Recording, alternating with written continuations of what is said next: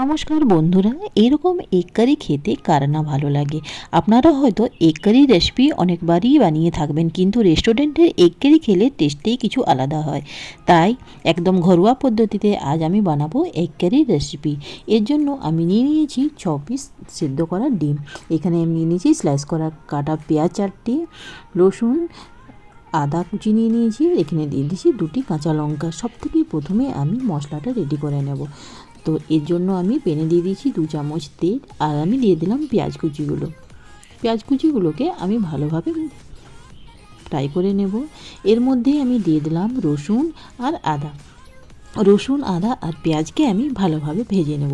এখন আমি এর মধ্যে অ্যাড করে কিছু টমেটো কুচিগুলোকেও এর মধ্যে ভালোভাবে 5 থেকে 10 মিনিট পর্যন্ত ভেজে নেব। গ্যাসের ফ্লেমটা লো করে এগুলোকে আমি ভাজবো। এগুলো আমার ভাজা হয়ে গেছে। এখন আমি প্যানটাকে এভাবে সাইড করে তেল থেকে মশলাগুলোকে কেড়ে নেব। এখন আমি সেদ্ধ ডিমের মধ্যে 1 চামচ হলুদ, আধা চামচ লঙ্কা গুঁড়ো, আধা চামচ নুন দিয়ে ভালোভাবে ম্যারিনেট করে নেব। এগুলোকে ভালোভাবে আমি কোটিং করে নিয়েছি। এখন আমি 1 চামচ তেল দিয়ে ডিমগুলোকে ভালোভাবে ফ্রাই করে নেব। ডিমগুলোতে কোট করে ভাজলে ডিমের কালারটা খুব সুন্দর আসে। তার জন্য এগুলোকে ভালোভাবে ঘুরিয়ে গ্যাসের ফ্লেমটাকে এবার হাই করে ভাজবো। আর এই যে মশলাগুলোকে আমি ভেজে নিয়েছি, এখন আমি মিক্সার গ্রাইন্ডারে এগুলোকে বেটে নেব। ডিমগুলো ফ্রাই হতে হতে আমি মশলাটা বেটে নেব। ডিমগুলো আমার ফ্রাই হয়ে গেছে, এগুলোকে কেড়ে নিলাম। প্যানের মধ্যে এখন আমি দিয়ে দেবো 2 চামচ সাদা তেলের মধ্যে আমি দিয়ে দিলাম গরম মশলা, গোটা গরম মশলা, 2টি শুকনো লঙ্কা, একটি এর মধ্যে আমি অ্যাড করব তেজপাতা।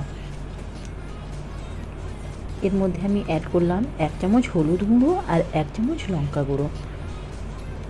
এখন আমি বাটা মশলাটা এর মধ্যে অ্যাড করলাম। সব মশলাগুলোকে এভাবে আমি ভালোভাবে মিক্স করে গ্যাসের ফ্লেমটাকে আমি মিডিয়াম টু লো রেখে ফ্রাই করব। মশলাটাকে 10 মিনিট ফ্রাই করা হয়ে গেছে।